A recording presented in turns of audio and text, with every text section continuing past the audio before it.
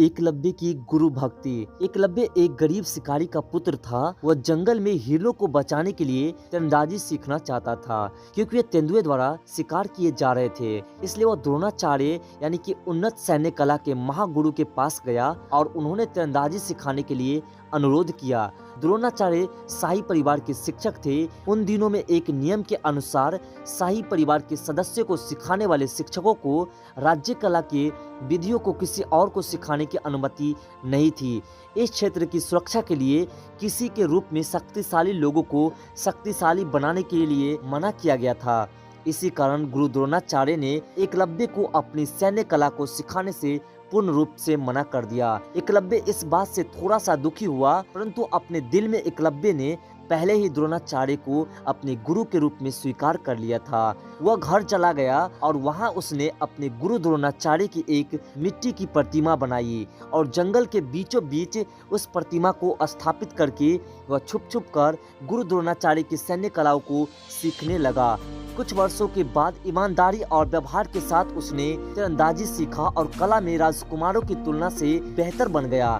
एकलव्य तीरंदाजी में इतना निपुण था कि वह आंखें बंद करके भी किसी भी जानवर की आवाज सुनकर उस पर कुछ ही पल में निशाना साध सकता था। एक दिन अर्जुन को एकलव्य की इस असीम प्रतिमा के बारे में पता चला। अर्जुन ने देखा कि एकलव्य उनसे भी ज्यादा धनुष चलाने में निपुण है।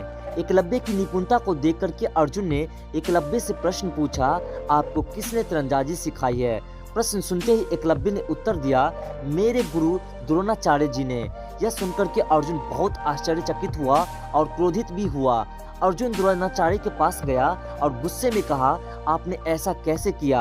आपने हमें धोखा दिया है। आपने जो किया वह अपराध है। आप मुझे केवल बेहतरीन तीरंदाजी सिखाना चाहते थे, लेकिन आपने एकलव्य को सिखाया और उसे मुझसे अधिक कुशल बनाया। यह सुनकर के द्रोणाचार्य उलझन में थे और भ्रमित भी थे। वह सोच में पड़ गए कि ऐसा कौन सा छात्र है जो अर्जुन से अच्छा धनुर्धर है। द्रोणाचार्य इस बात का विश्वास नहीं कर पा रहे थे कि वह बालक यानी कि एकलव्य अर्जुन से अच्छा धनुर्धर कैसे हो सकता है।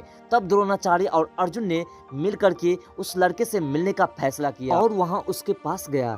एकलव्य ने अपने गुरु को महान सम्मान और प्रेम के साथ स्वागत किया। उसके बाद एकलव्य अर्जुन और गुरु द्रोणाचार्य को जंगल में स्थित उस मिट्टी की मूर्ति के पास लेकर गया।